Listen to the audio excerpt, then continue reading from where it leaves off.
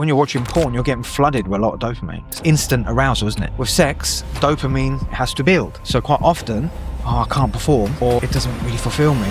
Have a look at how much porn you've been using. And where it's become harmful is that porn has almost become the sex education. That is the problem in itself. So when you're watching porn, certain positions aren't actually comfortable, but they do it because it gives the viewer what they want to see. And so these young men are being educated thinking everyone wants to be choked out and jump out of the room. Let's go. And you're learning a warped view of what sex is about. What are the potential problems? Okay, so are you... You do you, mate. You go up at 4 o'clock. Johnny's called it shit. I'll see you in 4 hours. Right, we ready? Hello and welcome to Men Behaving Honestly. I'm laughing because I'm already knackered. I've had an experience already because we've got a guest in today. He's an absolute bellend. He really is. I want to be complimentary and say nice things about him, but there's a childish part of me that doesn't want to as well. So welcome to Men Behaving Honestly. Did I say badly a minute ago? Yeah, I think it's copyrighted. Keep doing that. Keep doing that. Welcome to Men Behaving Honestly.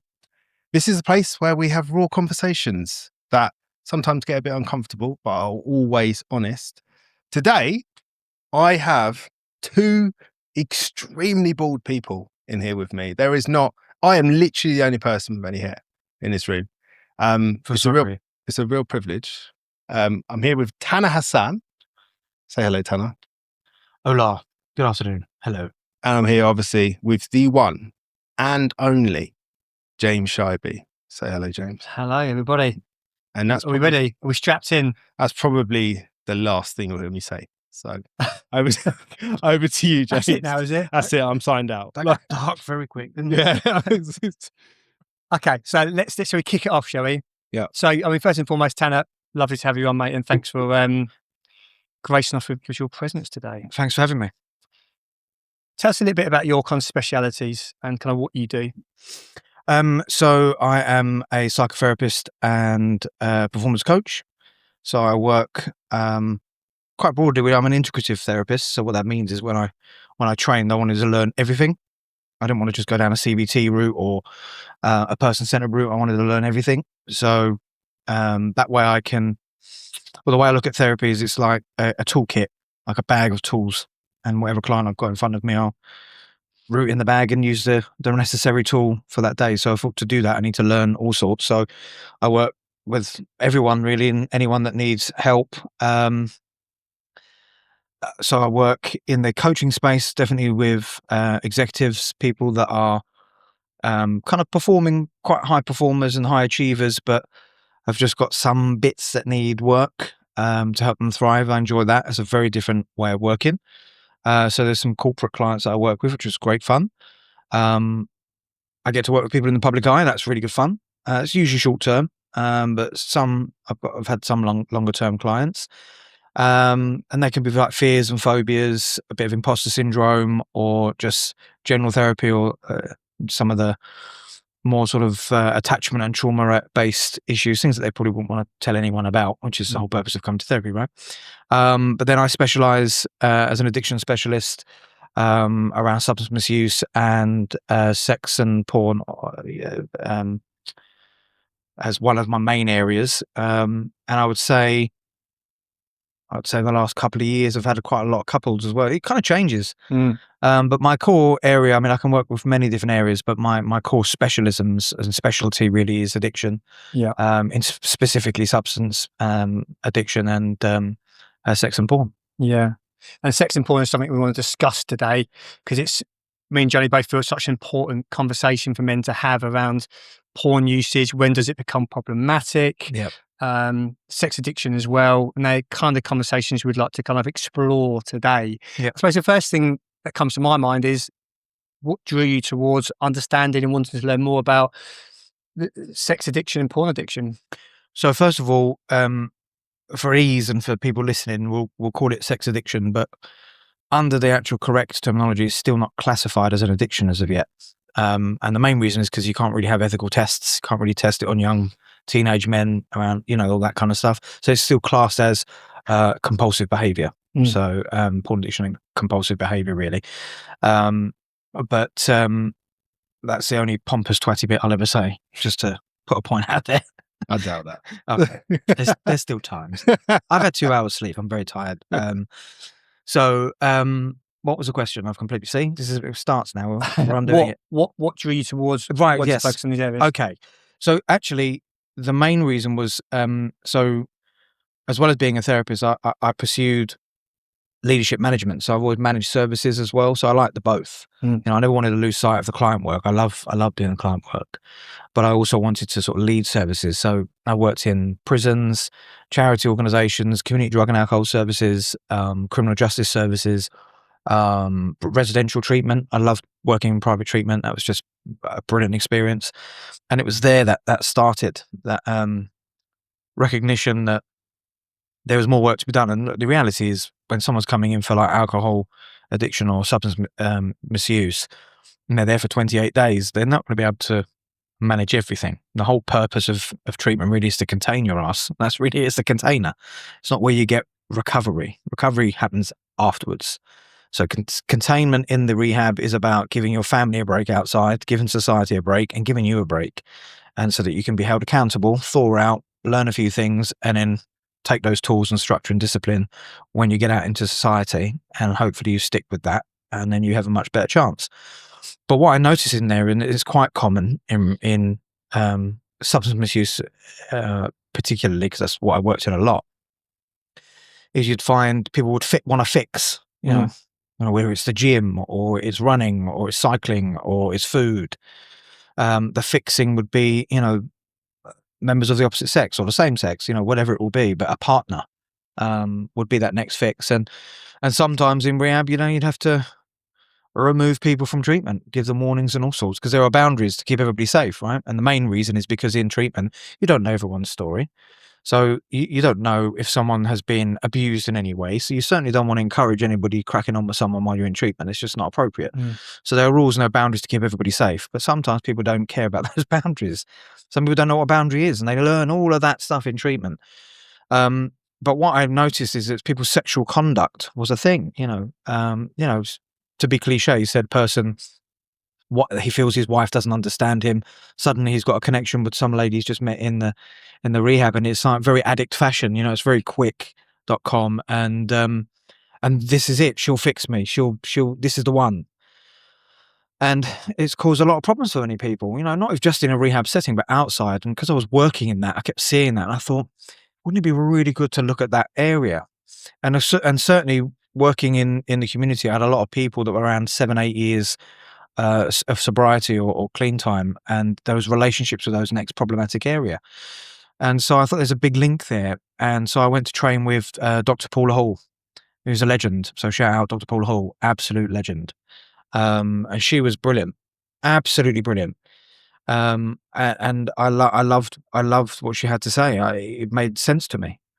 And it was the first time really that I heard a woman speak in this way about how it is for men, and understand it so well. And because at the moment you see a lot of women speaking about this area, and I think that's great. It doesn't matter who's speaking about it, but I think it's a barrier for some men, because it's shame-based, isn't it, talking to a woman about this sort of stuff, and there's not enough men in this space talking about it. So I thought I wanted to train. So, I trained with her, and fortunate enough, she asked me to join the team. So I was one of the associates there at the Laurel Centre, which was great. And I learned loads working with all sorts of people, and I thought this was the right decision. It's an area that I always thought addiction was addiction, but that's not actually true. There are some people that is their area, and that's it. It's nothing else. In the sense of, in the same way you treat somebody with heroin would be different to how you treat somebody with cocaine, right? There's some similarities, but there's also some different components. And that's the same with working with a sexual compulsive behavior. And so I learned a lot more than I realized I could learn. And that started it off really, and that's become an area that I speak about a lot. That was a very long answer to a That was question. a great answer. That's a great answer, because one of my curiosities is that you hear all the time, you see it a lot on social media, you hear about it, that porn use is becoming a problem. There's lots of people out there, influencers, that are encouraging people to reduce their porn intake, but no one really talks about why it's a problem.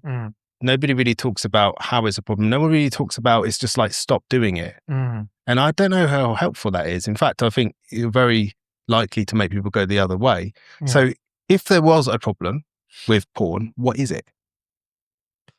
Well, I think that's an individual process, right? That's an individual journey for someone. I mean, it's like saying somebody who likes to drink is an alcoholic. Okay, so what do you think the most common problem is? What's the most common one that you see? Well, I think I want to really be clear on my answer here, because I'm not here to sit here and say that I hate porn, or I think porn is wrong, or I think porn should be banned, and et cetera, et cetera. But we've all been boys at one point, and we've all been, curious at one point. And if you think about it, it goes right back to sex education. We don't ever have. Where is there an ethical way of having sex education at school? There just isn't. I've been racking my brain about this. My memories is a giant cucumber and someone putting a condom on it and it broke and everybody laughed, right? But it was too late. We already knew about that at that point. So that was too late. And we were about 13, 14, I think, at that time. But then if you do it too young, like, why are we putting ideas in people, like, what's that about? And should it be with the parents? And the thing is, we don't know what the parents know, and everyone's learning is different. And it's such a hard one to, and I do not profess to know the answer to that. So it's a hard one, but the curiosity doesn't change. I can only revert back to, I was born in 81. Porn magazines were a thing. Do they exist now? Is there a top shelf now? I don't know if that exists anymore. In fact, that is a task for us all when we go into a corner shop. But let's have a look on the top Excuse shelf. me, have you got a top shelf going on there? Just want to We're a bit old school. Just out of curiosity, purely out of curiosity, it's research. It's research for the podcast. I'm going to buy a couple just to check it out, a little scan through, just to see what's going on with the market these days. Exactly, right? So, I mean, he's been there before. He's done that before, right? He loves the role play. He loves, does he? I am. We're going to get on a right, you and me. That's fine. That's why you said you were saying nothing. He's just going to eat the popcorn and watch the movie. That's what it's going to be the best. Yeah. So when you think about it, it's just, all it's done is it's just changed. Because what we know now, if we said back then, cool, a lot of young boys are reading these magazines at like 12, 13, it's not right.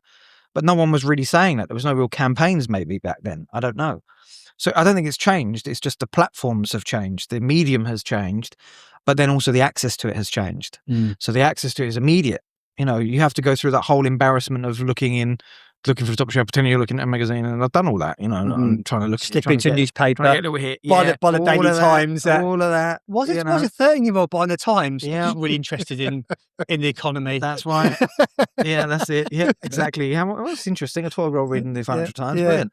So, things have evolved, and we're doing it now. We're using humour, and I think this is what's happened with a lot of men. We laughed that off. It's humorous. It's because it's a bit taboo, isn't it? Like, to talk about that. It's a bit intimate to be talking about that. But then, as young boys, someone would have had that mag. Someone would have showed you that mag. I think most men can relate to that time, the first time they saw a porno. The first time they saw it, and usually it was like a German porno, VHS, really grainy screen, and it would pass around the mates and we'd all have a laugh about it. That's me included. I'm not saying I've never watched, of course I have. So I just reflect and think about those times. But now we can do it in isolation at any time. You even had that guy in Parliament looking at porn, which is just madness, right? I can't remember his name now, but probably don't talk about him now, he gets sued. But there was a guy in Parliament that was watching porn, right? And that's wild. That's wild, right? That's absolutely wild. So it's accessible. And the problem with that is accessible from a young age. And we know that our young folk are on screens and different kind of apps that they get and whatnot, and we are waking up to that now. But certainly I've seen an increase in young men's, I know we'll come on to that a bit later on, but just the type of what they're watching and how they're accessing it and what they're accessing, and then the sort of byproduct problematic issues that come with that. You see, even with the magazines, it was still left a fantasy. Now, there was no real vivid, clear, unless you're watching the movie, but the pictures were imaginative and imagination and whatnot. And I think that's interesting. It's just we've become a very hard and fast society, right? Internet now, pages. Instead of the flicking, you can just do that instead of the loading. That's all evolved, and it's now all that time. And that's gone by. So I think our access has changed. I think the content has changed. And so how has it become a problem? Or what was the question you said? How do we know it's a problem?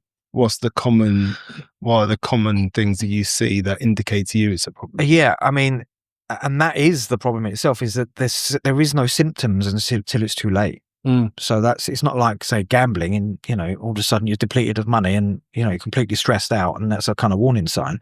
Or drinking, you're putting on weight, or drugs, you're losing weight. It's that obvious. So quite often there's no signs until it's too late. For it to become known from anybody else, because most people think this is an isolating issue and no one else notices it. So with that particular acting out and that particular addiction, other people don't notice until it's too late. Yourself, you don't really notice it's a problem until suddenly you can't manage your own relationship, or you're finding yourself isolating a bit more, or you kind of because it's always about the motive. It's always about the motive. I've always said that. And because there is so much to talk about, I might dart around a little bit. So apologies, but it's such a hard subject to cover in like an hour or whatever. But you know, I feel like you hit upon something intriguing though, in like the progressive behavior that's attached to it. Like when you look at alcohol, like and it's different for everybody, but there are varying stages where you have to check in with yourself and go, is this becoming a problem? You know, because it's so obvious, you know, like, you know, for example, if you're drinking in the morning and stuff, that's a really big red flag. Yeah. But you don't have those same things with porn. And you liken it, like I've been in industries around where there's progressive behavior. For example, when I was a pro wrestler, I won't name the wrestler, but there was a wrestler sorry? No, oh no, I thought you were going to your wrestling. I'm not going to name the wrestler. You're not going to name the wrestler. I'm not going to name the wrestler I'm talking about. But he said, you know, one of the penalties he paid for success was when he became big, he could have any girl he wanted. Yeah. But then after a little while, that wasn't enough. Mm. And he ended up with 2 girls that he wanted. And then before you know it, he's not even interacting with the girls. He's just watching them. And then it gets weird. But it doesn't stop. It just gets weirder and weirder and weirder and weirder.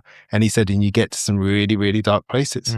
And where I could have there was a version of him when he was a kid that would have loved to have been able to get any girl he wants. Yeah. Now that's not a thing. It's just not, it doesn't do it for him anymore. And it's that progressive behavior that you see and hear about with porn, where it starts off, I don't want to say innocent. Is it innocent? I don't know. That's a judgment that only the person can make. But it gets weird and dark and strange, and people start to get all sorts of fantasies and weird stuff. And now you've got AI, and AI's changed the game again. You can literally see whatever you want, and it will get dark. I mean, you know, it does, I'm sure. For sure. I mean, what your weird is might be your turn on, you know, and I think you mentioned about, say, the alcohol as an example, and I think they are similar in the sense that, you know, not everyone will drink and drive. Not everybody will be an isolating drinker. Not everybody will drink every day to have a problem with alcohol. So there are different components and different, you know, where you are. What doesn't change is the tolerance level. You need more and more and more. And so I think you find that with a sex and porn addiction. You know, some people will compulsively masturbate. Some people will masturbate at work. Some people will watch porn and on average like 11 hours a week, you know, just watch it. Even if they're not masturbating, they're just still watching it. Right. So that's wild. But there'll be people that won't. Yeah. I mean, I don't want to be judgy, but that's... But you see, this is what I'm saying. It's all about what's the motive of the acting out. It doesn't really matter. And you know, it's not about being positive or negative. And we have to remember that because it's about where it differs from drugs and alcohol. Is drugs and alcohol, we're putting that into our system, into our body. Yeah. But when you look at, say something like food and sex or food, we need food to live, otherwise we'll die. Right. And sexual desire is normal. We are all born to have sexual desire. So you can't become an anorexic, which is why I'm never masturbating again, I'm never doing sex again, and all that kind of stuff. If you choose to, that's fine, but that's not how it is. We are wired to be desired, to desire and have those, you know, sexual desires. For example, we'll go off topic and I'll come back on topic. Have you ever wondered why most men, and maybe yourselves included, if you see a cleavage, why you find that attractive? Do you know why? The main reason is why is because the cleavage represents the butt, which is basically our primitive instincts to have sex.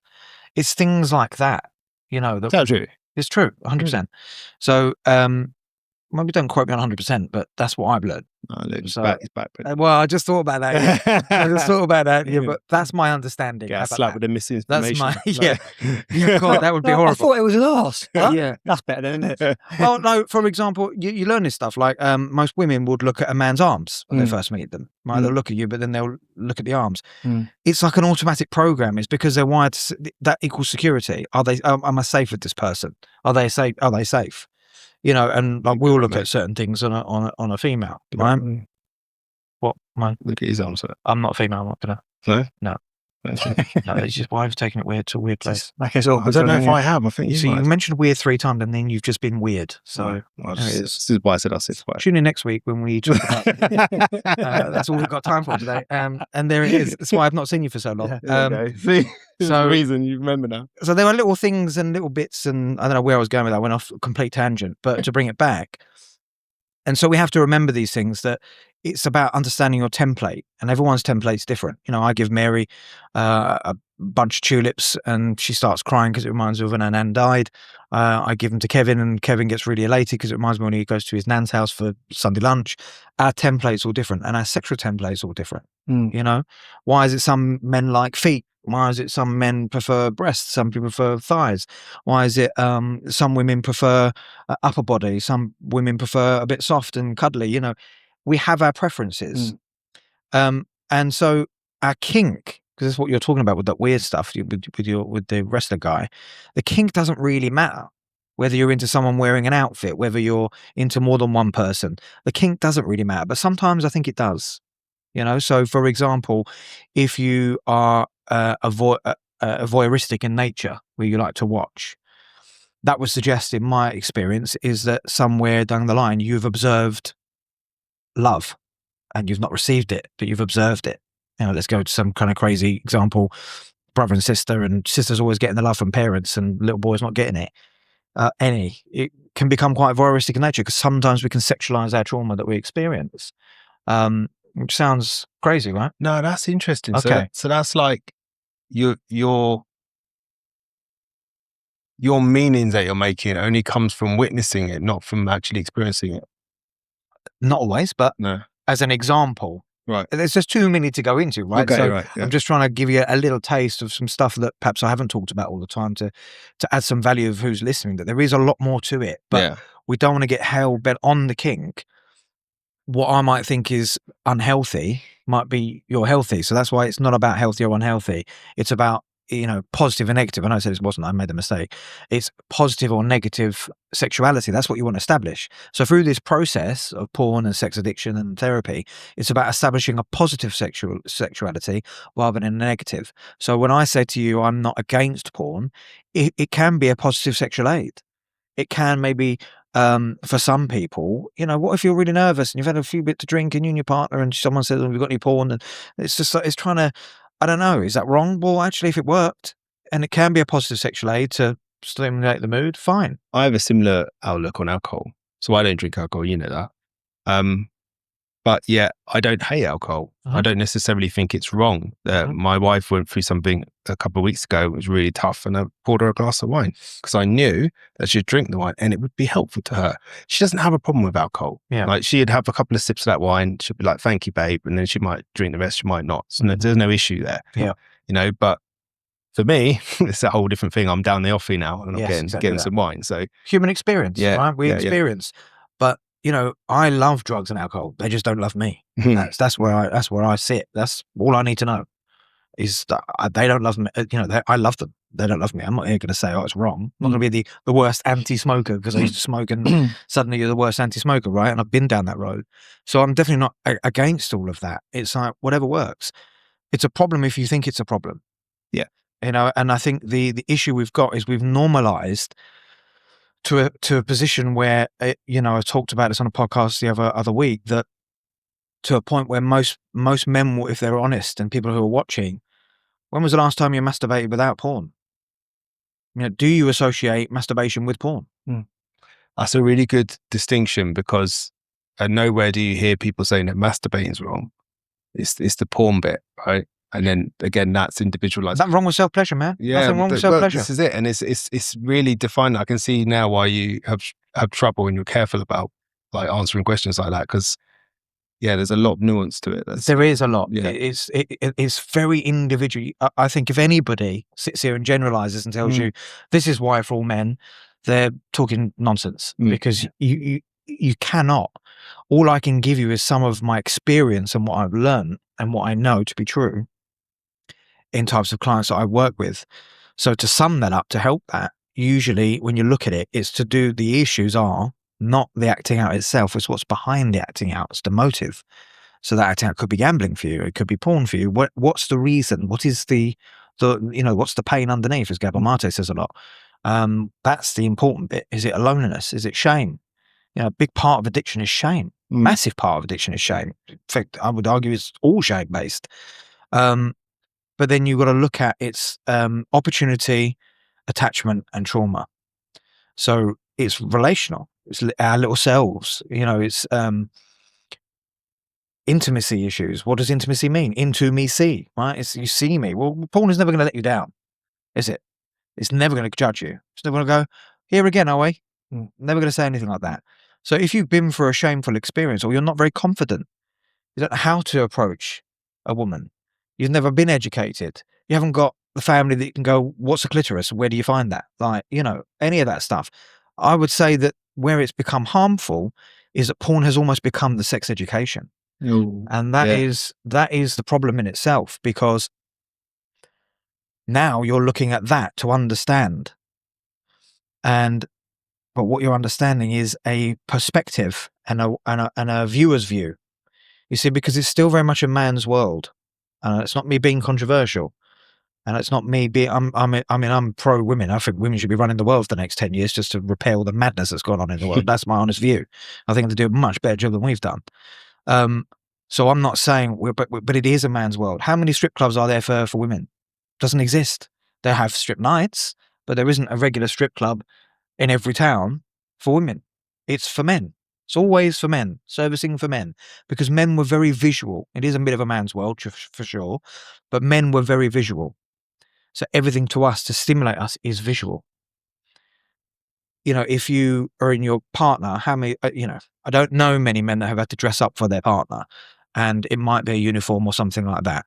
But for a woman, there's so much more variety, is there not? If you go to a sex shop, there's so much more variety for women to step into their sexiness and all that sort of stuff. Who benefits from that? The woman, and visually the man. There's less items for the men. It doesn't say that it doesn't exist. Of course it does. But it's more for us, for our viewing. So when you're watching porn, certain positions aren't actually comfortable, but they do it because it gives the viewer the access of what they want to see. So it's not for pleasure, it's for the viewer's perspective. And so these young men are being educated thinking everyone wants to be choked out and choked around the room. Bloody hell. This is reality. This is reality. Yeah. Some like that. Some people don't. Some people recoil at more than one person in the room, gangbang style or aggressive. Some people like that. Everyone's template's different, but the problem is that can be quite traumatic. You're being exposed to that stuff, and you're learning a warped view of what sex is about. And that's where I think we need to be careful there, because it objectifies women. And it also sets the wrong precedent of what sex is really about. And so I would argue that it creates a disconnection.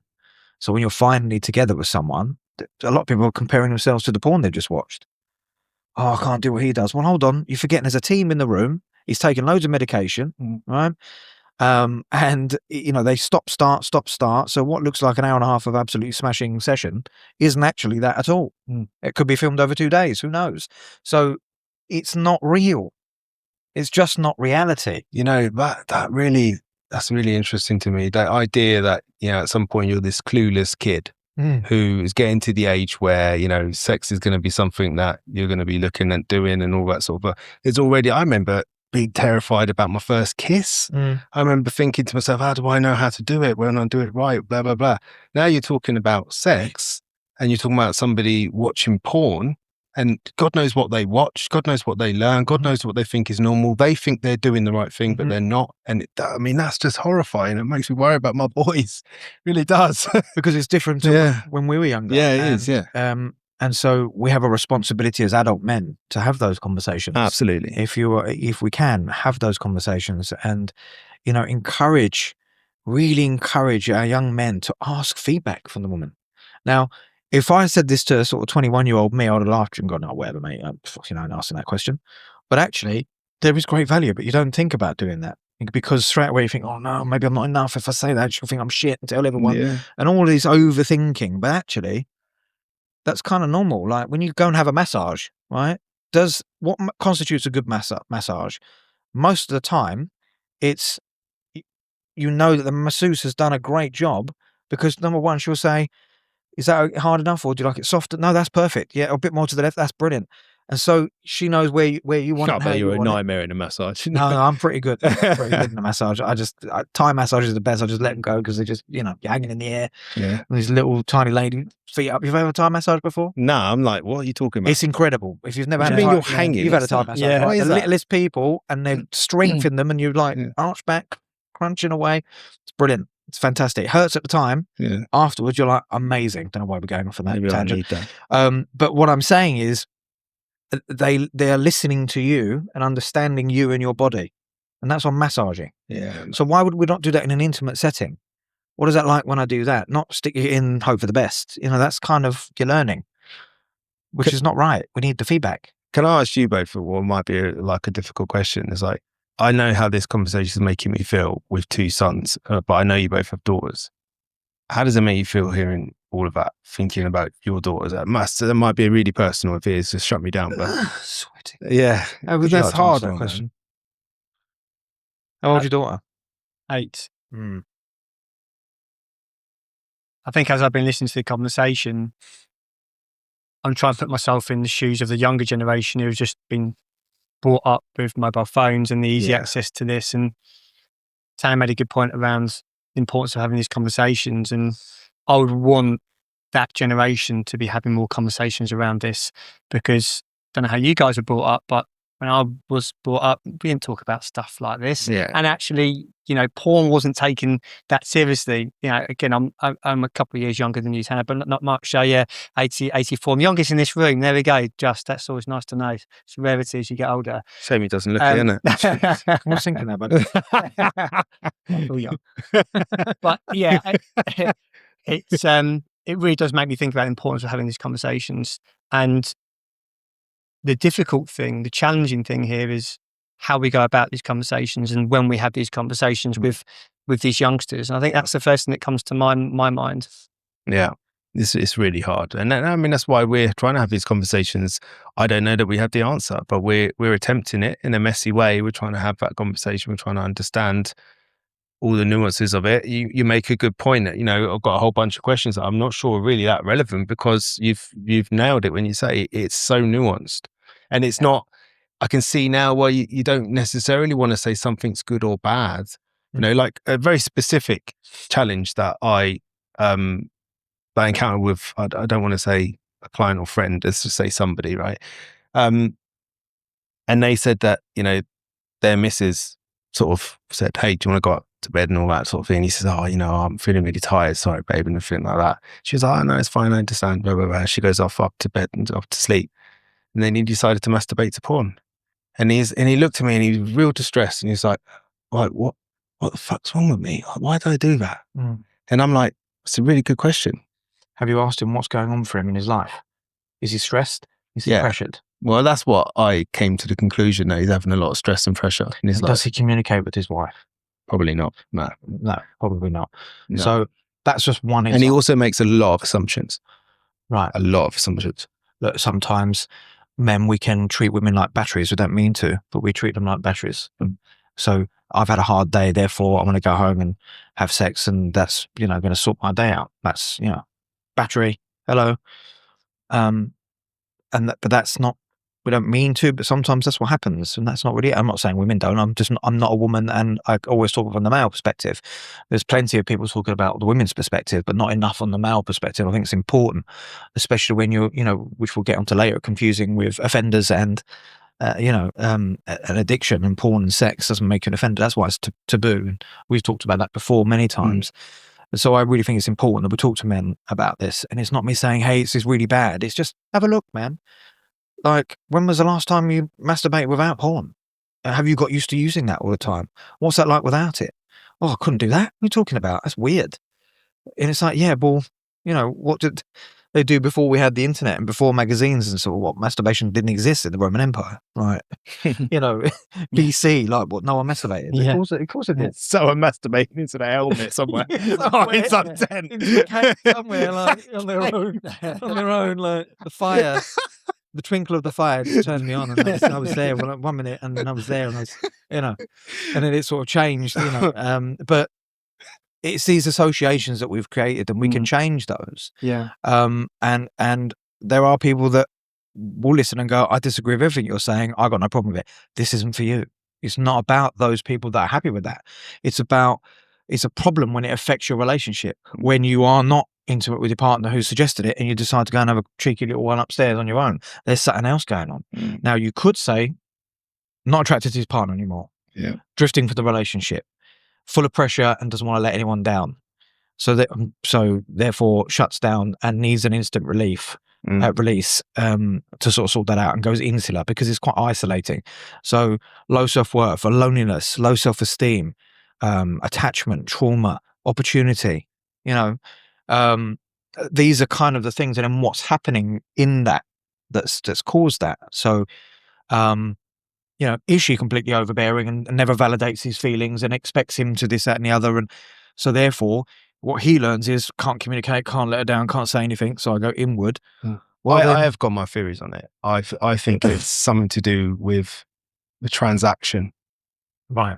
I think that the cost of that isn't worth it for what he wants from it. Say more. So he wants to ejaculate. Right. That's I just wants a bolt. Yeah, that's it. That's what he Quick and wants. easy fix. And all the stuff that she wants, and all the stuff that she's going to give, and all about effort that she's going to put in, she's going to want something for that. Because what will she want? I don't know, but there's a tendency within that relationship. Oh God, I'm trying to be so careful. No, I know what you're saying. So Yeah. maybe I'll help you rather than you go off into that. So let's just work with that bit, right? That I just want a quick payoff. What that's doing then is you're avoiding intimacy. Yes, agreed. Yeah, so we can use sex to hide from intimacy. Actually, people can use so you can have a lot of sex but not feel fulfilled, but actually you're avoiding intimacy. You can use your body as a way of avoiding intimacy, really. So it can also have the reverse effect. But in that case, I think quite a lot of men will probably identify with that behavior. It's like, oh, that's hard effort. So actually what you're not looking for is connection. You're looking for the bolt. So therefore you're objectifying. I just need to get off. Well, okay, what's the reason for that? Well, because I do. But hard day. Fucking hell, what do you want? Like, oh, okay, well, what's that about? What's going on there? Well, pressure, stress, etc., etc. It's very often very little to do with the partner. But of course, where they go, and this is really important, the partners always go to, it's me, I wasn't sexy enough, maybe I don't give it enough. It's like, whoa, 3 C's. You didn't cause it, you can't cure it, and you can't, what the other one is, I forgot. Turns out it's just 2 C's. What is that? Why I can't remember that? It's classic. Then now you're going to chase it, and it's just going to keep running. I'm going to undo myself. Let me just unfold on this podcast for a very moment as I just undo myself. The 3 C's are you didn't. Sorry, here we go. Rewind. Blah, blah, blah. So remember, the 3 C's is that I often talk about, which I always talk about because I never forget them, which is you didn't cause it, you can't cure it, and I've still forgotten the third one. So we're going to move on. No way! No, I'm joking. And you can't control it. Yeah. Right? Okay. You can't control it, you can't cure it, and you didn't cause it. It's never that fault. It's not your fault that he decided to look outside of the relationship and have an affair. It's not your fault in that sense that he's looked outside of the relationship with a sex worker or whoever it is, rather than dealing with the issues within the relationship. Deal with the issues in the relationship. And I'm not saying women don't do that. Of course they do, but I'm talking from the male perspective here. Yeah, and this is a men's podcast. Exactly. So So that's why it's looking like I'm saying that all the time. And so it's easier to do that. But actually, in some cases, there's something else going. Oh, I can't tell her what's going on. I can't tell her this because she won't get it and she'll freak out, or she'll just say, fucking man up, that kind of phrase, or whatever it's going to be. And there's that pressure again on us as men. Oh, we're never going to let you down. See, this is what I love about this conversation, right? So just through that one story, we've got to intimacy, communication, two vital aspects of a relationship. So it is such a worthwhile conversation. It's hard to in 1 hour. No, I know, so I I know. appreciate It if is. I'm rushing. No, don't feel rushed, man. It's we've got a bit more time than you think. Oh, that's good. That's good. No, because we like to, because these are very challenging topics. Like me and James, we've taken on some challenging topics, haven't we? Like over this series that we've done. Because we know that there's a problem, and we're not claiming we know what the problem is. That's just the whole point of it. This is an investigation. This is an exploration. We want to understand this more by talking to people that are more knowledgeable than us about these things. And we want to ask the questions. We want to ask the stupid questions so that other people don't have to, and all that sort of stuff. We're intrigued, and I'm trying not to be judgy, and I recognize that I'm using words like weird and stuff like that, and I shouldn't, and I apologize for that, because they're not necessarily the right words. But how are we going to have these conversations if we don't start messy? There are people that have challenges, and we've spoke about it on other episodes. A lot of the time, men don't know what's wrong. They don't know what the problem is, and by asking them, "What's the matter with you?" Like, don't know. It's just more frustration, right? Sometimes I think they do know, though. Sometimes. Well, I think they always know, but they can't articulate it. Well, I think maybe, yes, again, I don't want to generalize. I think you're absolutely right there, but I also think a large proportion is, I'm not going to be heard. That's the other. We said it in the other podcast, didn't we? Men need to talk more is the big thing that everyone's saying around. Men, you just need to talk, and I find that really quite challenging to hear. I understand and love that people think that and say that, but there are a lot of men that don't know how to express themselves, don't know how to articulate themselves, don't know the language, are worried about saying things wrong, all of that sort of stuff. And there are a lot of people in this world that should not hear you. You can't trust everyone with your deepest, darkest, shameful secrets. You can't. And I'm sitting there and you're telling me something, and I go, that's you done. You're not going to tell me anymore. You might not have even got to the bit that's troubling you. And it's that expectation that a man should succeed. A man must. A man does. You should, and all this kind of shoulds and musts. But if you look at, say, personality traits, like a masculine personality trait is to get shit done. And one of the feminine personality traits is to harness and develop the relationship. They're very good at that. These are generalizing, of course, right? So that you can't ignore that some of these traits within us exist. So, for example, a key to a successful leader is has to adopt masculine and feminine personality traits to be successful. That's my belief, and that's what I kind of use. So, in the therapy room, I'm in my feminine in a way, really, if you like, because I'm trying to develop a therapeutic relationship, and that's in your feminine personality trait. And then the solution focused element that's me in there. Well, what do you want to do about it? Let's get it done. Doesn't mean to say women don't think that way, but it's quite a common masculine personality trait. It doesn't mean that neither exhibit the same. They do, but if you go down the personality traits of masculine and feminine, it'll give you a list of what they are. And ones that jump out to me are get shit done. The feminine is develop the relationship. And I thought that makes sense. Why do women? They're more in tune with each other. They share more openly with each other. Men, what we do is we do the banter. Nah, you're all right. Yeah, listen to John, right? Listen what John's got to say, right? Tell him. Nah, fuck off, God. All of that going on. And there's a bit of banter there, there's always something going on in some of those groups. The loud guy, but actually he's got a lot going on, and the quiet guy, clearly got a lot going on. The one that just sits and observes the whole time. We've all got our stuff, but we style it out with banter. But sometimes we're in those groups, we're actually sussing our people out. Who can I share with? No one. Oh, that's all right, I'm being silly. I'll just suck it up and say nothing. Or I'll talk about them to somebody else. It's a funny old lot, men. But I do think we are changing that narrative. It's slow, but we are changing that narrative, I think. The more things like this, the more charities, the more people who are, public figures that are coming out and encouraging those spaces to talk. I think it's absolutely appropriate. And I think it's the only way to change it, because I think there is a big expectation on men. And who puts that on men? I think men. and then we put it on ourselves. And it doesn't mean that we only put it on ourselves. You know, I think if you look at, again, I'll go off on a little sideline tangent, but it's still relevant. If you look at, you know, how women with magazines and from our early age up until now, the body shape has changed of what's sexy and what isn't. Like, who the hell are you to tell anyone what's sexy and what isn't? This is crazy. And then there's pressure on those women that they need to be thin, they need to be big, they need to have like lips done and like all of that stuff. And quite often you think that men got away scot-free from that, but actually they didn't. And it's the silent one that you don't think about. And I'm going to educate you on this now, so it's blow your mind. In the 70s, if you look at the Star Wars figures, remember Star Wars, obviously. Come on, mate. Come on, bro. Didn't When you need to looked say at me that. like vacant, Didn't- I was thinking, oh my God. Oh, that was my. I'm really interested in what you got to say. Oh, okay. We need to work on that face. He's doing his Jabba the Hutt impression. Oh, was that what it was? Yeah. Wow. Is that your wrestling? Was it your wrestling then? Was it? Jabba. Jabba the Wow. Or in this context, Jabba the slut? I don't know. Tell your story, bro. Sorry. Well, move on. I'm going to be welcome back, aren't I?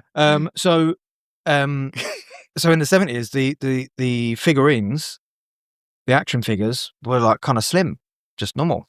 When did it change, do you think? Think about the cartoons that were out at that time. And then when did they change?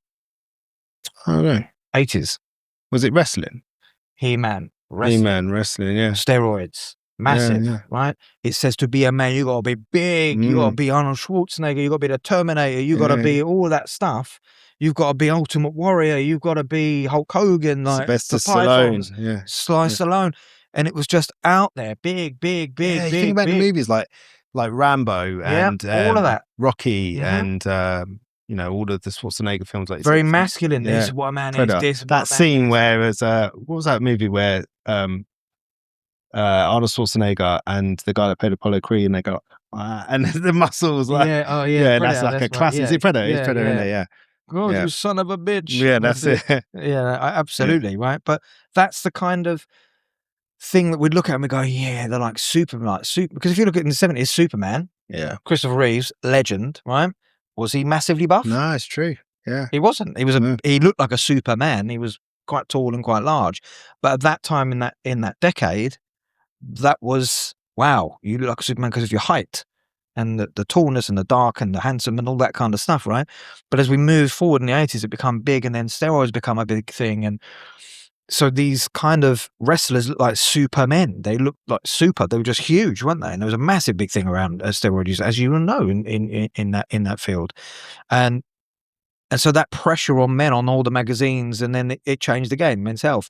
And then like in the 90s, it went down to that kind of that Britpop style, you know, like suede, and it was all like the hair, the swoopy hair, and really slim and thin, and it changed again. It kind of went a different way, and then Train Spotting came out, and it was like it just moves up and down. So none of us are free of this stuff, be it masculine or feminine, whether you're male or female, and those in between. There is something out there for everyone to go, maybe I'm not enough. Maybe I need to do this. Maybe I need to change that. And it can be subtle, but we always focus on the female aspect, but we forget about the male aspect. There is a lot of pressure on that.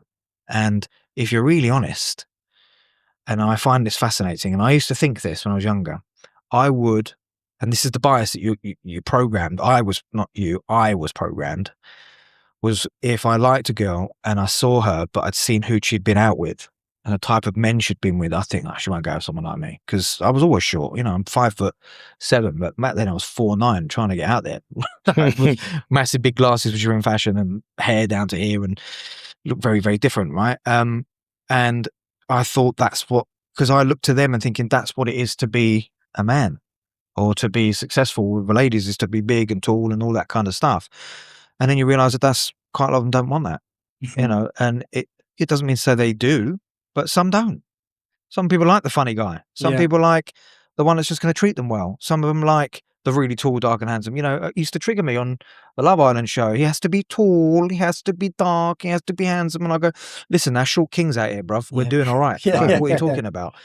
But, you know, and it's like so cliche. And I used to go, why does it annoy me so much? I was like the little guy, and he goes, all right, you're okay. You are enough. I go, okay, I'm enough. That's fine. It's funny though, because you say that, Lynn, it's like for someone to say, right, they want someone to be 6 foot or over 6 foot, and rich. Mhm. And like, mate, you're fishing in a really small pool now already. Like, But that's attachment issues, isn't yeah, it? that is To me, that's attachment. yeah, right. I think what we've already covered here is so already pretty comprehensive, not fully comprehensive. And I would never want to have like a reductionist mindset to addictional behavior because it is so complicated. Mm. We've looked at relationships, previous experiences, trauma, society, what's normalized, what isn't normalized. It's just so complicated, isn't it? There's so much involved with behavior change and the relationship you have with any behavior, whether that's eating, whether that's alcohol, whether that's sex, whether that's porn, whether that's gambling. Anything can almost be addictive, couldn't it? We can have a problematic behavior Yes, with anything because it's your relationship with. because it's your not- relationship It's always what's the with it. motive. Yeah, but to stay on track with porn, Mhm. I feel like you've been talking about when porn becomes a problem. Mhm. It's all you know it's a problem when it's already a problem. Mm-hmm. Well, I mean, look, you withdraw. You can withdraw. All that similarities with a lot of the other agitation. Like I say, the symptoms often don't lose weight and all that kind of stuff per se. So it does take a little bit longer to figure out. But within yourself, you go more in within yourself. As you said, that's one of the warning signs. The lady says, "Let's get it on." And he goes, "Nah, not tonight, love." Straight upstairs.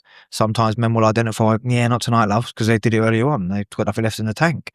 And it's that kind of stuff. Something else is going on. And it's a loneliness. It's an intimacy issue. It's a disconnect. If you think about it, the act is the act. Watching porn is the act. That's not the feeling.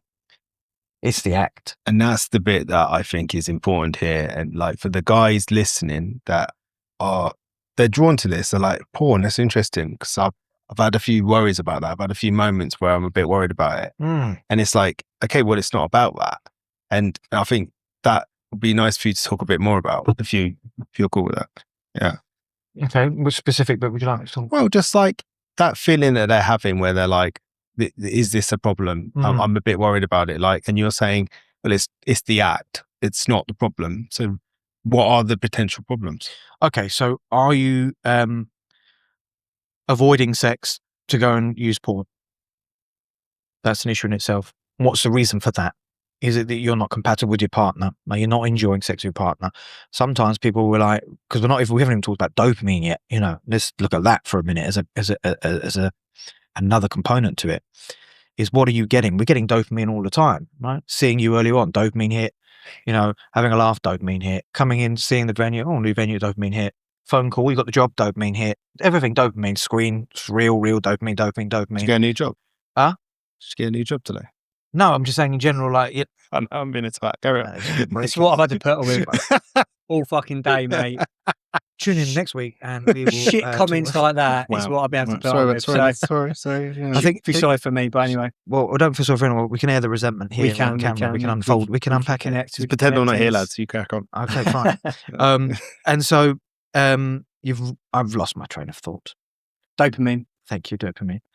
Sly look.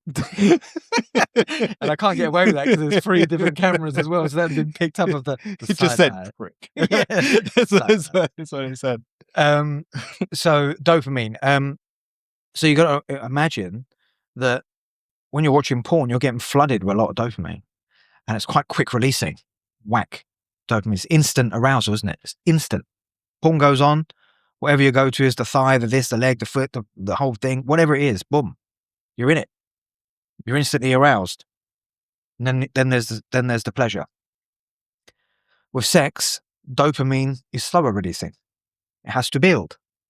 So quite often, if you're looking at it from that level, I can't perform, or is it doesn't really fulfill me, have a look at how much porn you've been using. Because if you're so used to that, if I'm so used to going out and smashing out vodka, and then one night I go out and have a shandy, I'm not going to feel it. And I've had like 5 shandies. What's going on? What's that about? Well, it's because I know where the hard and fast bit is there. It's there. It's the vodka. Right. Yeah. Tolerance has now built up. And sometimes it can leave sex really flat because it's the dopamine.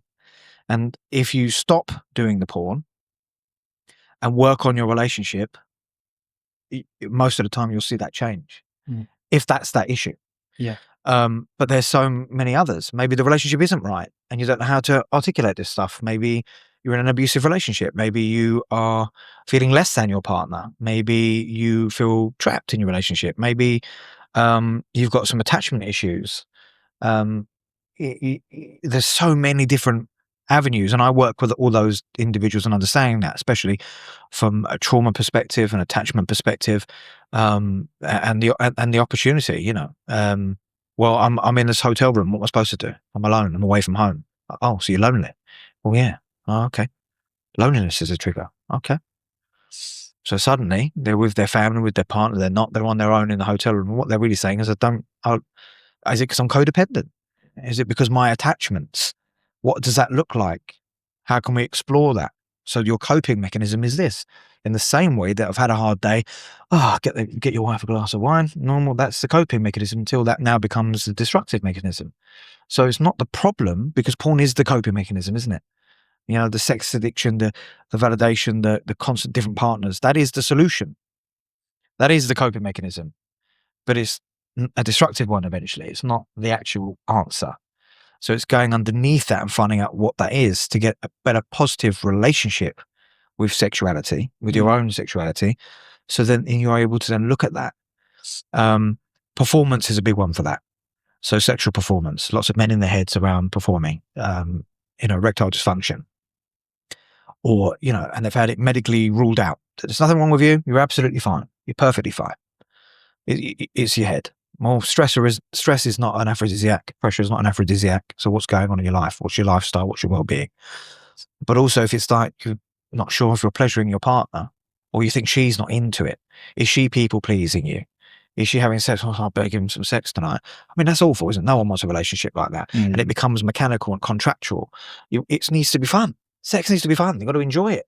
You want to know that, we want to pleasure each other, but we don't want anyone to do it under duress or feel like, well, I'm not really in the mood, but here we are. It's like the mercy. See, that's interesting too, because that's a notion, isn't it? That the female gatekeeps sex in a sense of like, oh, if you do this, I'll give it to you tonight and all that sort of stuff. And that's just an interesting concept, that it's on them sort of thing. Yeah, I didn't mean to say it that way, but that's an example. In multiple aspects of that, I mean. Well, I mean, look, without being too crude, a woman gives herself to the man. Yeah. That is the reality, isn't it? Not.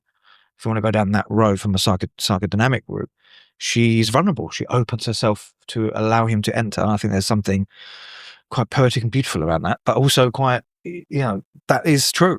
The penis envy that they talk about, I'm not saying there is that, but men are obsessed with the penis. It's the generalization, isn't it? Because that power in the penis, they're the ones with the action. The Roman Empire talked about it all the time.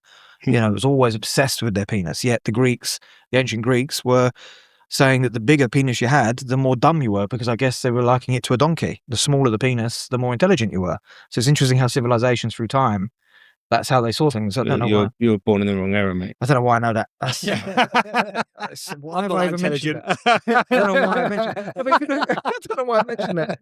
Tune in next week So, I think it's changed for different civilizations, and all of a sudden now we're at that period again where I think it is that. It's about, we need almost a validation of women to say, it's not about how big it is, it's what you do with it. And all of a sudden everyone goes, oh, thank you. Like most to generalize men will be like that. It's almost like we're looking for the validation and the permission from the woman that that's enough. And in actual fact, there are a lot of female directors directing porn now. Great move. Because they're showing you how sex should actually be and still be sexy. It's still a porn, but can be quite sexy and not like from a male perspective. And I think that's very, very important. I heard something about that. Yeah. Something about it, being done differently. It's more sensual. Yeah. It's still erotic and can be sexy, but it's done in a much better way, man. It's much better. It's like, it is much better. So I think that's important. But also with the validation and the expectation, you're right, it's almost like that permission, because if we generalize again, I mean, let's ask a personal question. Have you got a partner? Yeah. Right. How many times have you been in the kitchen and your partner walks in and grabs your ass? Be honest. Grab my ass? Yeah. Probably, I can't think of many times that's happened. Okay. Can you? She might have done once or twice. You might. And I could answer. I've got a banging ass, that, to be fair. I'm sure you have. That's all that wrestling. You don't act like, come on. I may have looked a couple of times, including today. Can't miss it, mate. You know, Whoa, fat ass. like, get up, Moody. Packed into that chair, all right? Fucking hell. Spinning out of it, He's stuck in there for the rest of the night, Johnny. No, he's really airing his I'm chest. taking a chair with me. It's fine. This chair's mine now. Arse like that, mate. Your missus can't get round in the kitchen, can she? That's it, yeah. It's outrageous, isn't it? You know? I mean, I gave a little bit of a bounce, and then he just went the whole. Yeah, I know. He's that guy in the pub. He is. You know? He's that guy. Yeah, listen to John. Listen to John. Hang on, wait. Are you all right, mate? Yeah. Yeah. That's it. So you can recall that, maybe count that on your hand, right? It's happened, Yeah. of course, but it's not a regular thing. How many times have you grabbed your partner's butt?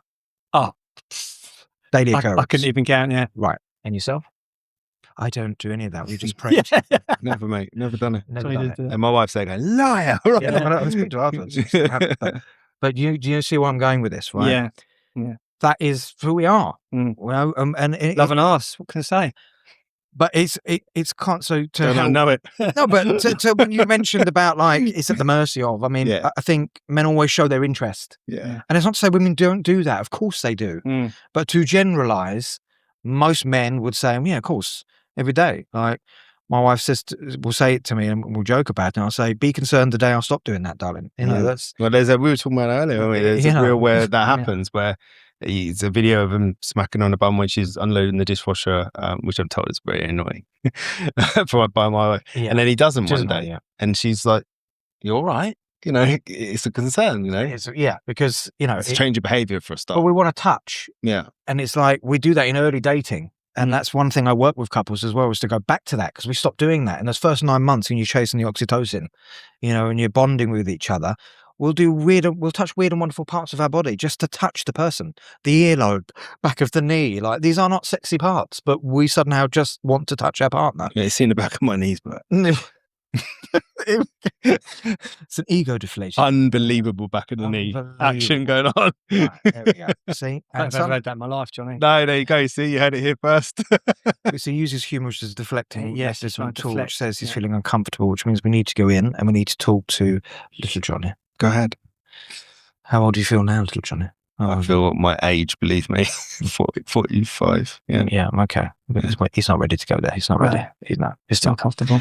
But you know, so it's these kind of things, and we can be playful. And that's, again, sex in itself this is what intimacy is. This is what connection is about. You can be playful. People sometimes will say, like, well, how do you bring up the conversation when you've got a bit older and you've got kids and you work? Like, I don't want to book it in, and you know, what do we say? Sex tonight? You know, is it? Do I feel flat? I've stopped chasing. I've stopped keeping it fresh.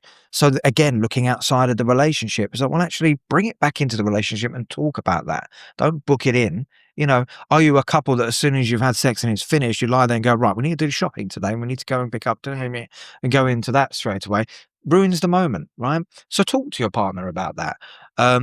You know, don't book it in, but what's your humor? Mine's playful. Look, I'm not going to be completely honest about everything in my life, but you know, I will still flirt with my wife. I'll still flirt and be like, I'll just be silly. I'm just myself. For example, I might be like, up for it? What are you doing tonight? What are you up to? Just, what are you doing? What are your plans this evening? You working, or what are you doing? Just being silly, but that's just my humour, right? That's her way of knowing he's being playful and he's sussing out the room and thinking any chance, you know. But there might be moments that doesn't come out. What I'm saying is, don't be afraid to be yourself. That's the whole point, right? So if you're with each other together, talk to each other and go through that and understand what your likes are, what your dislikes are. And you're absolutely right. My wife would kill me if I could just go slap at the dishwasher. I'm going to get smacked around the face, because that is not desirable. That says objectify, you're a piece of meat, whack, have that. Because we're told that's what we got to do, right? How many times have we seen that? Egg in the films, whack. Like dominance, like power, like it's just nonsense. It's not really making them feel desired. Yeah. But if I'm coming up to her and I'm touching her in a nice way, not in a pervy way, but in a nice way that makes her feel desired, it's a really easy matrix if you understand it. Yeah. Your partner wants to feel desired and loved and not objectified. But I like what you said earlier about, and ask them how they would prefer that to happen. Yes. Because I've been with my wife for 25 years, and what was right 25 years ago isn't now. And it's that idea of like learning about each other, and also understanding that those things change, and just checking in, Yeah. making sure, you know, like, let's face it, women have children, their bodies change, Yep. things happen over time, menopause, all those Has different things. changed, our body's Yeah, changed. exactly. Everything know? goes, like things drop a little bit. I mean, Well, I've got the pad. I don't know if you've got the pad. You got the pad? No, I wish I did though. So if it's what I think it is. Pad is not great, man. You haven't got the pad. There's no way you got the pad. You're looking all right. That is. The pad. All right. Full disclosure, we're going there. We're here. Let's do it. So it's what I would have called years ago the gunt. Oh, right. Right. So it's, the gunt. So underneath stomach, above in that little paddy area. Right. Yeah, there's a pad there now. That's just what happens. So body's changed. Yeah, And no, I have to it's accept true. it. It's like over Christmas, like I gained a bit of weight from eating too much and not training and all that, and I cannot get rid of it. And I've never had that problem before as such. And it's just like, what is going on? So Like, we all go through those changes, right? And so therefore, at some points, how many times you looked in the mirror and gone, yeah, I like what I see, and sometimes you go, oh, you look like a flipping hippo. Like, we go through these moments, and some have my body dysmorphia or whatever. So we're all going through different stages, different things. Everyone's going through something. And what happens is we just tend to not talk to our partners about this stuff. Well, why not? It's about connection. Sex is not intimacy. Sex is part of intimacy. Remember, into me see, which means you see all of me, everything, warts and all. So therefore, why wouldn't I, if that's my person, I've got to connect with my person. The act is the act. Watching the act on the thing is watching the act. But connection is what it's about. And as a young person, I would never have said that.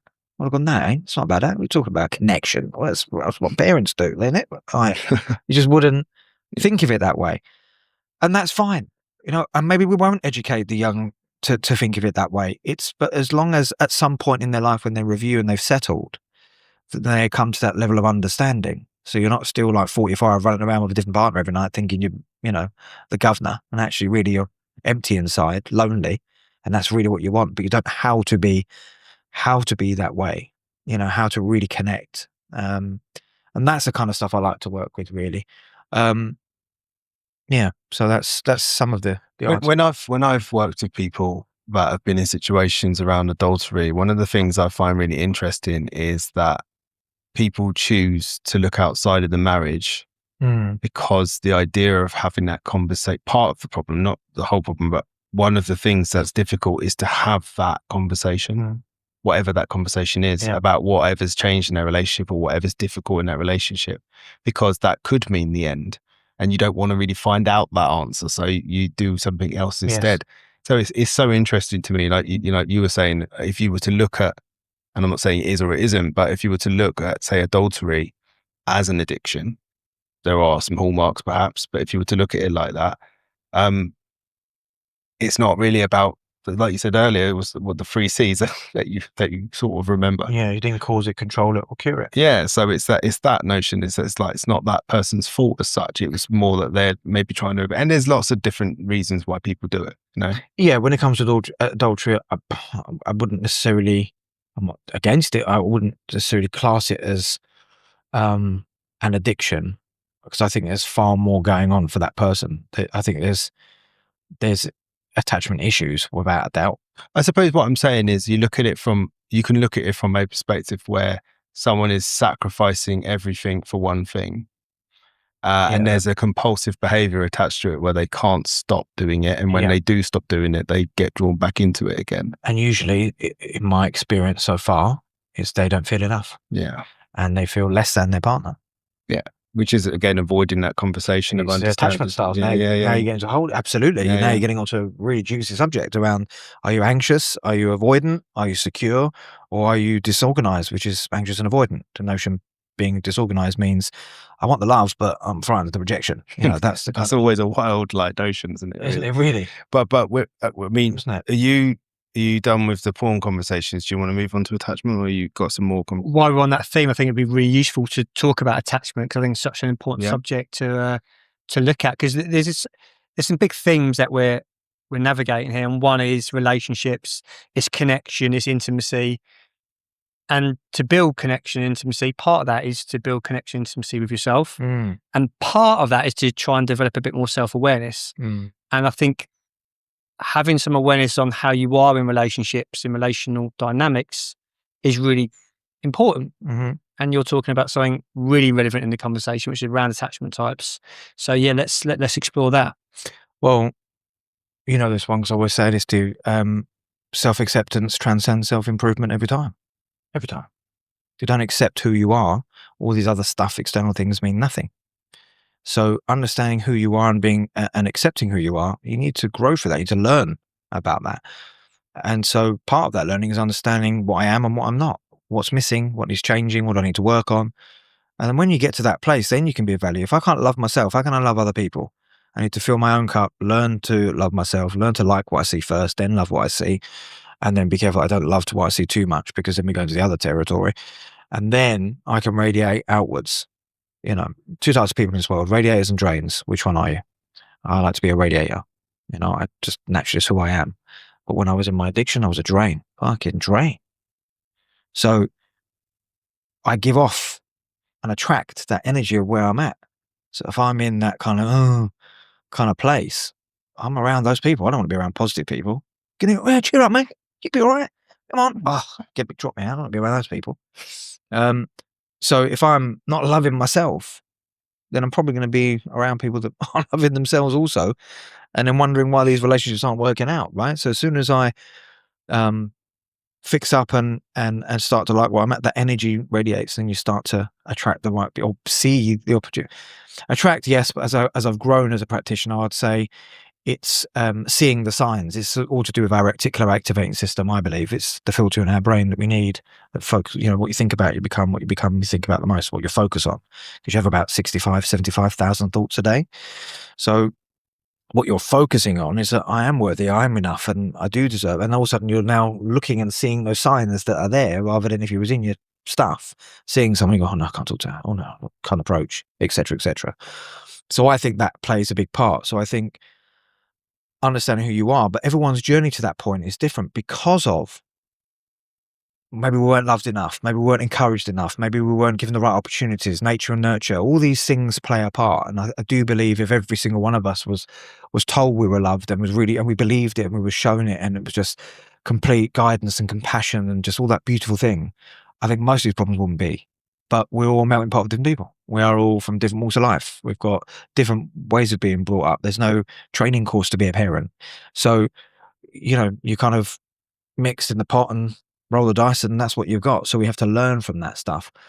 Now, to do that, to understand our attachment styles, I mean, if you break it down in terms of therapy, if I want to be really brutal, psychodynamic, you know, Sigmund Freud was about keeping you in therapy and blaming your parents in a way. Right? It's a crass version. Obviously, it had a lot of great teachings, and I loved learning a lot about his style. But it was about keeping you in that, you know, to prolong therapy, to keep you in therapy.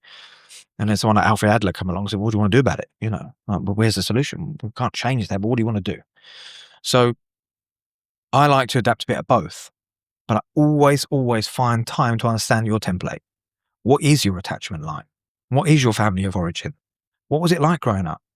Because we often say, like the cliche, oh, daddy issues or mummy issues, but sometimes it's the other parent. So a female has daddy issues, this kind of, you know, do this a lot. Sometimes it isn't the dad, it's actually mum, right? So it's understanding that family, understanding what that attachment is like. What's that like? Have you been in a relationship where all men have always left you?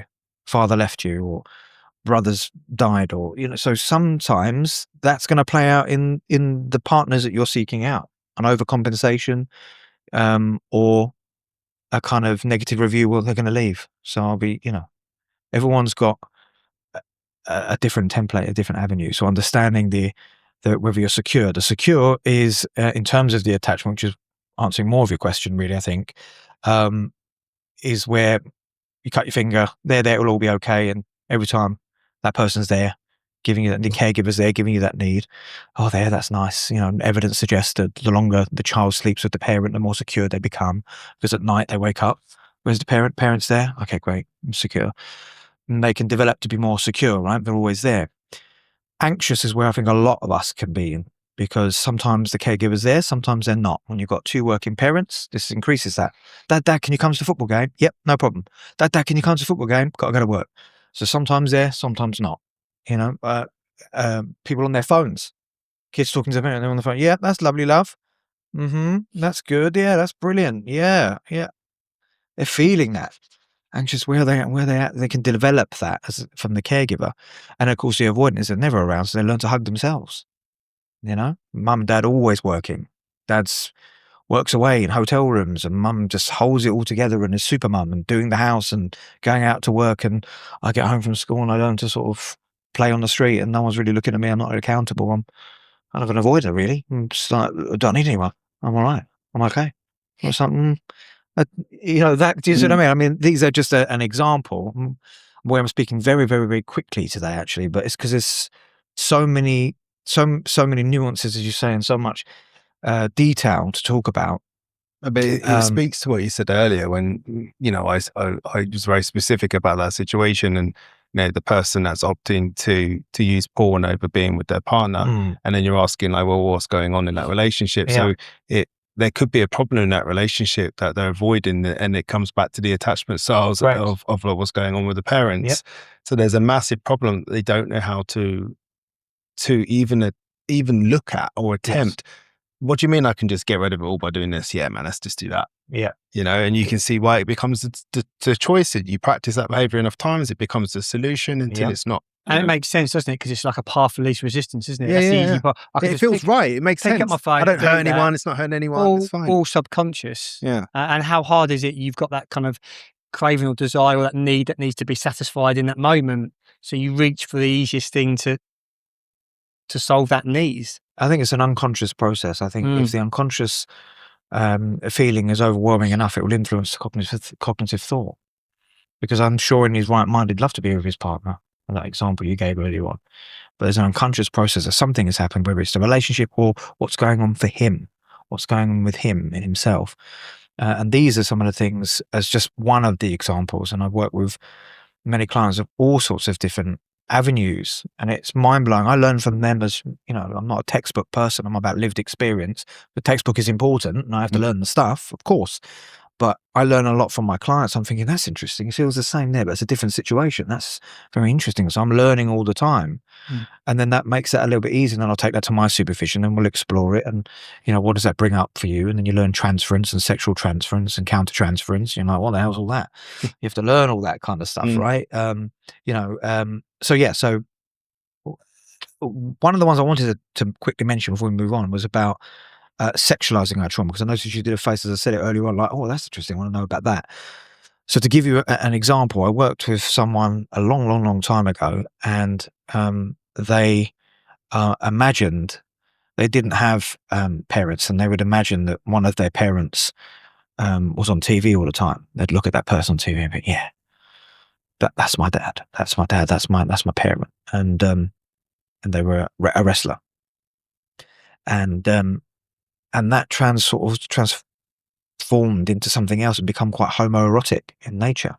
This was a heterosexual man, family man, upstanding member of the community, but that absence of father and surrounded by women all his life, and no real male figure, he sexualized his trauma in the sense that he imagined that's his dad. And then all of a sudden he found himself looking at these certain websites, and all of a sudden it was homoerotic in nature, and then it was meeting up, and all of a sudden it becomes something else. And to have that client in therapy tell us that actually I'll check in, identify as bisexual, was a miracle for him. This man was in his 70s, and just to sort of sit there and hold the space and him cry, and just hold that space for him was just one of the most phenomenal, privileged, but phenomenal experiences I've had as a therapist. Certainly in this, and this was in early days of learning this type of therapy. And I just didn't even consider that notion that you can sexualize your trauma.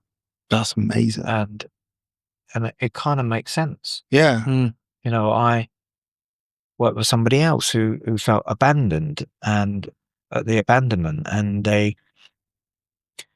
had a massive foot fetish and shoes and feet and stuff. And actually they were abandoned as a child. And the memory they had was they kept looking down and seeing all these powerful shoes and these feet, and then mum disappeared, and that was that, right? And that was sexualizing the trauma again, right? So, because the brain wants to make sense of what's happened, wants to make sense of where it's at, and sometimes that longing, we can sexualize our trauma.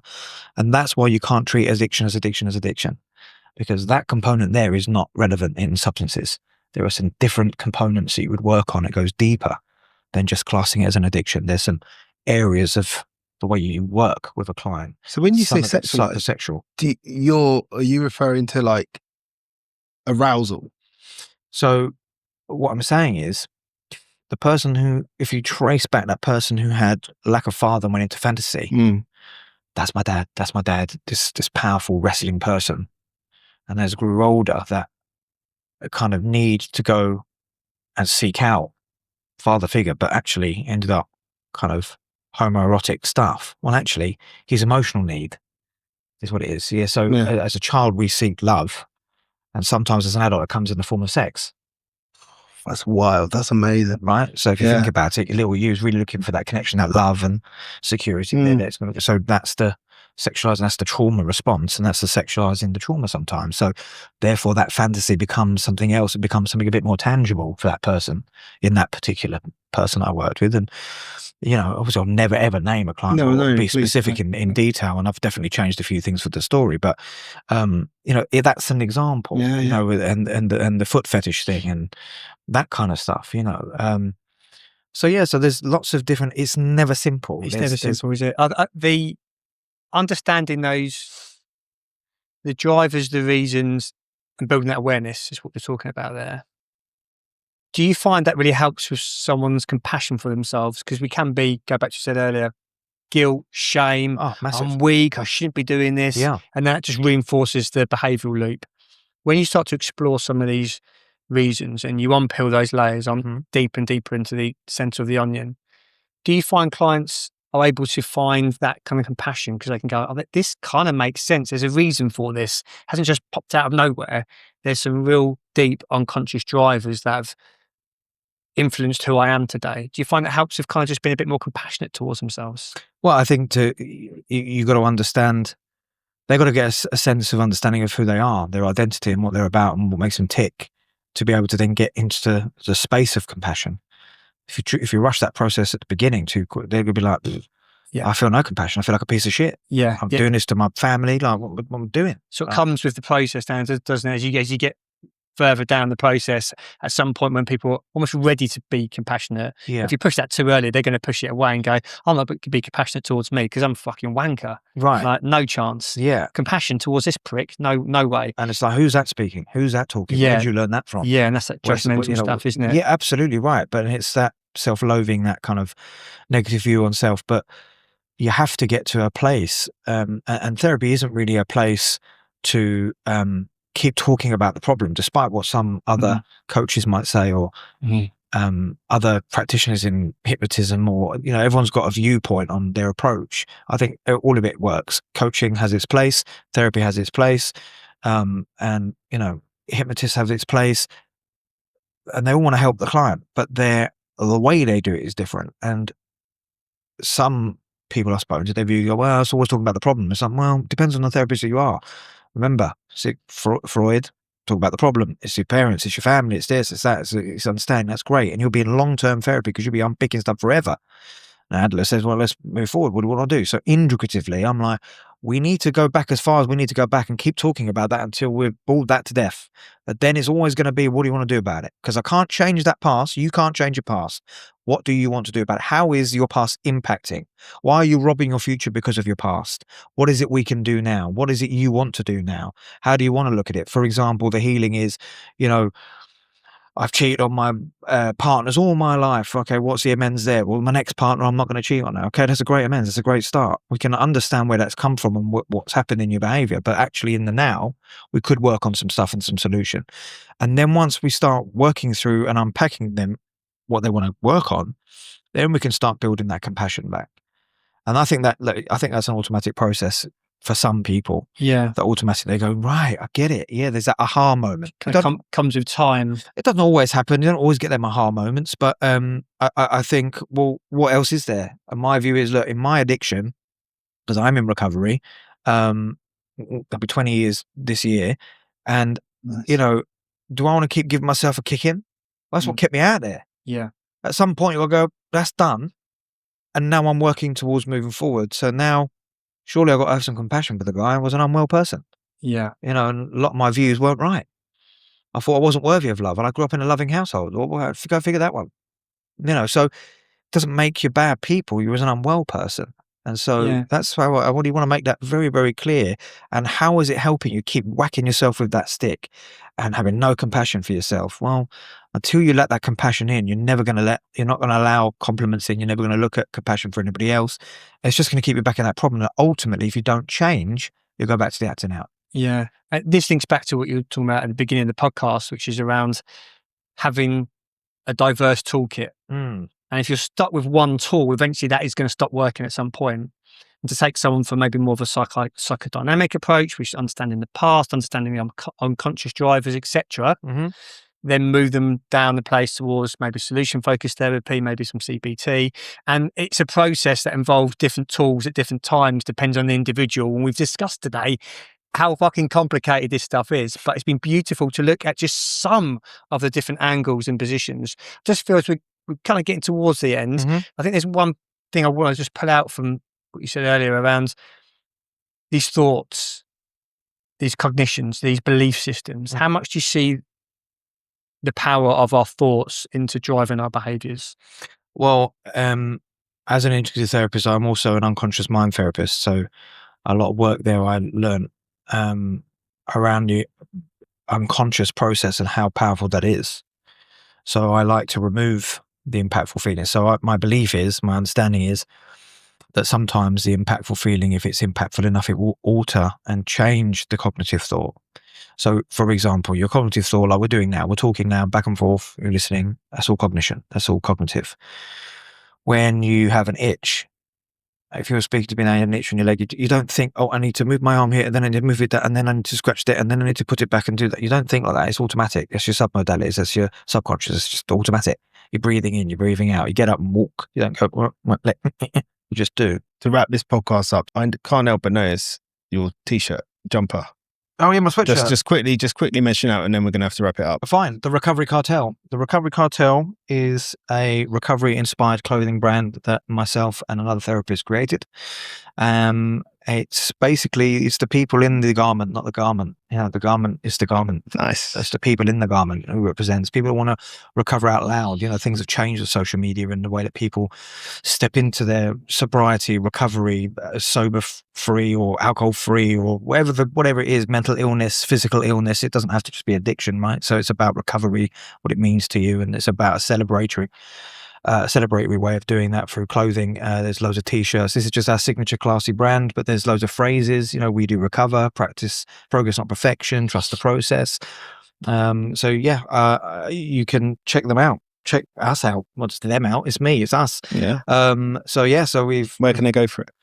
Well, you're actually in a fortunate position that I bought you some stuff. I bought you two both a little gift. But you. How'd you know my size, mate? Huh? How'd you know my size? My man here texted me and told me your size. Extra medium. Extra medium.